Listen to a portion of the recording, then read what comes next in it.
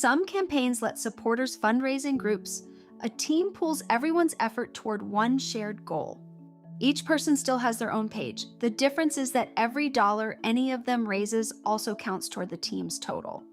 Teams tend to do well because someone who would never start a page on their own will happily join a friend's. When you start a fundraiser, this is where it is decided. Individual, create a team, or join one that already exists.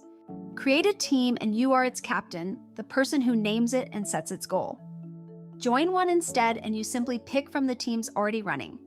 Jordan is joining the Trailblazers. The team gets a page of its own, led by the captain, 4 active members, and part of the campaign it belongs to.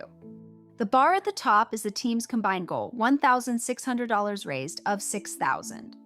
Under team members, everyone on the team ordered by what they have raised. Beatrice is the captain. Jordan is in there too, carrying the $465 from his own page, and that is the whole idea.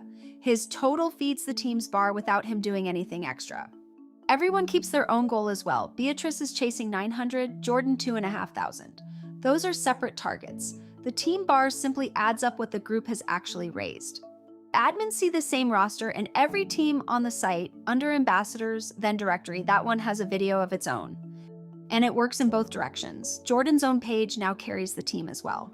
Same roster, same combined bar on every member's page, so whichever page a supporter lands on, they can see how the whole team is doing. Find more charitable tutorials at wpcharitable.com.